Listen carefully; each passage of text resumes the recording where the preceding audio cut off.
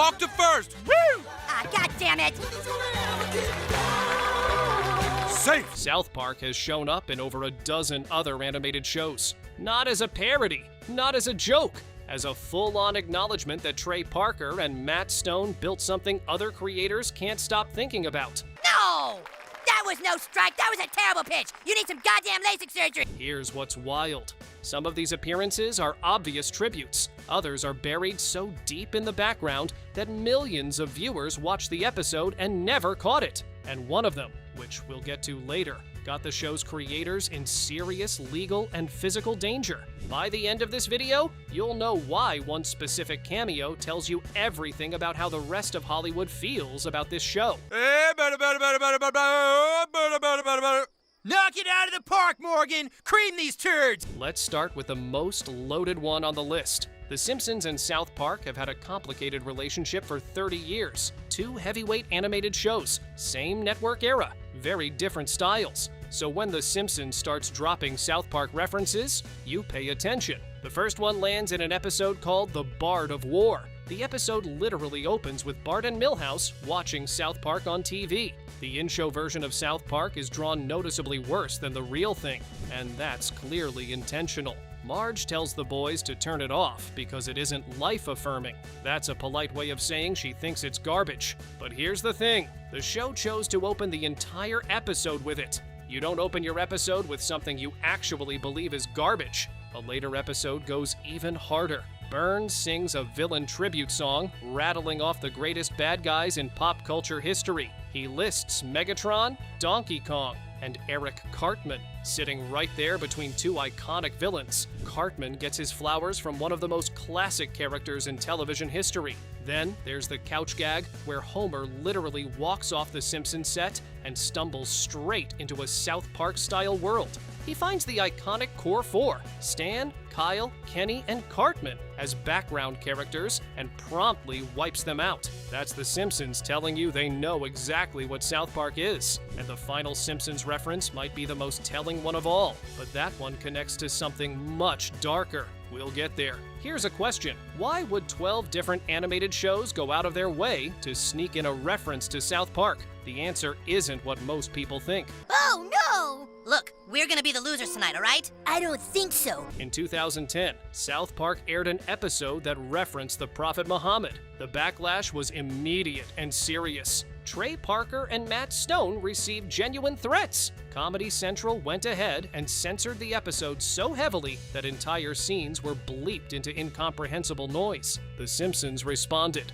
In one episode's opening, Bart's chalkboard punishment, which normally carries a throwaway joke, was changed to a direct message of solidarity with Parker and Stone. It was a public statement from one animated institution to another, and then, quietly, that same chalkboard message was later changed again. The replacement said, "I don't know French," which, depending on how you read it, might still be a reference to the censored South Park episode, since the bleeped audio sounded like total gibberish. Whether that was intentional or not, the whole sequence shows something important. South Park didn't just make funny cartoons. It took swings that had real-world consequences, and other shows noticed. Speaking of shows that noticed, Family Guy turned their South Park reference into something you could only catch if you were paying very close attention. Hey guys, look, we don't want to win. So, here's a list of all the pitches I'm gonna throw in order. Family Guy hid South Park in a list of Emmy Award winners. Let that land for a second. Peter Griffin spends an entire episode trying to figure out why Family Guy never wins an Emmy.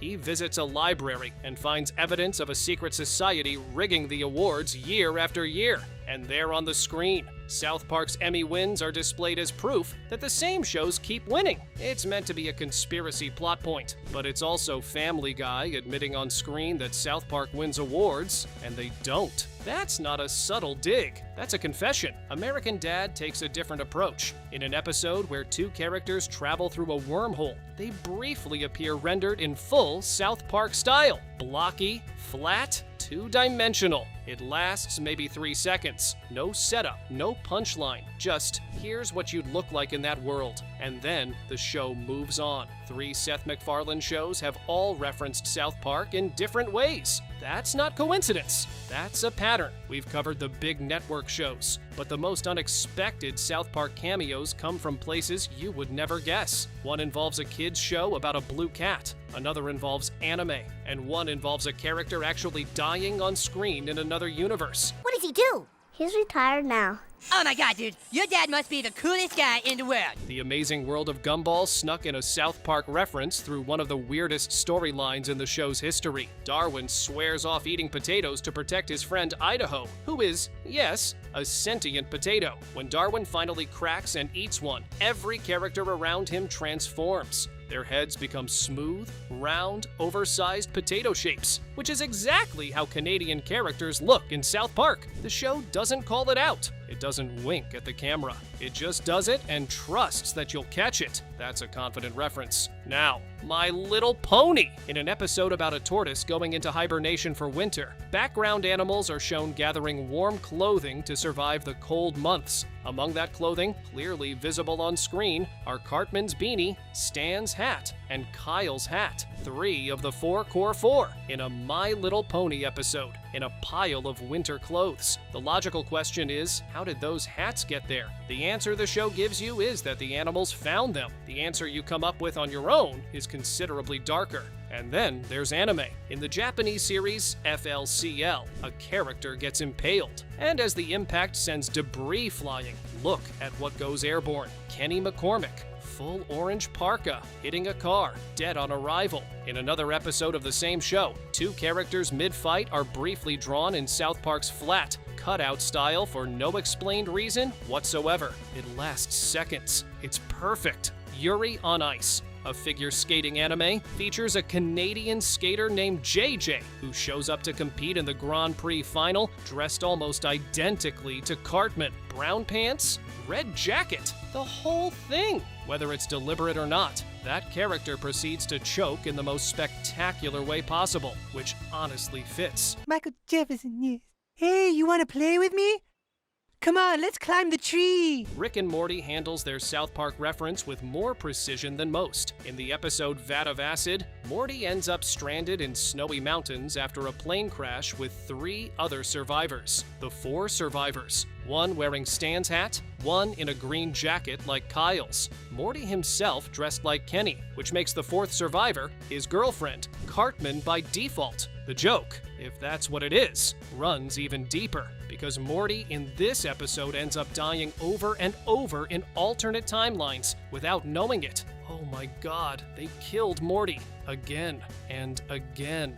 The show built an entire South Park Kenny tribute into its episode structure without ever saying a word about it. That's a level of craft that goes beyond a throwaway Easter egg. That's one show paying genuine respect to another show's mythology. Oh, kick ass! Dude, why is it my house like this? Dad, you out here?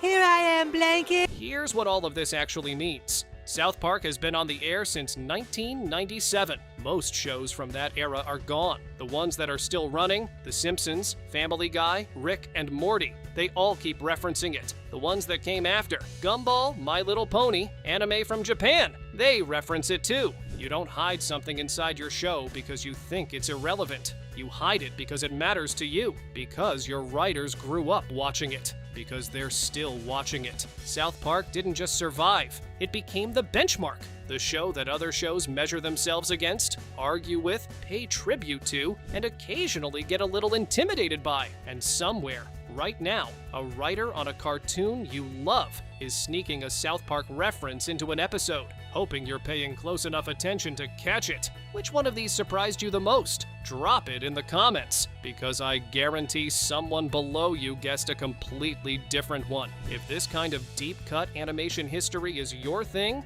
watch the video up next. It covers the real-world moments that South Park predicted before they happened. And a few times the show got it uncomfortably right. It connects directly to everything you just heard about how seriously other creators take this show. Look, dude, we're in the 4th grade, okay? You know what that means? It means we don't hang out with little kids. Come on, guys, let's get back to our big wheels.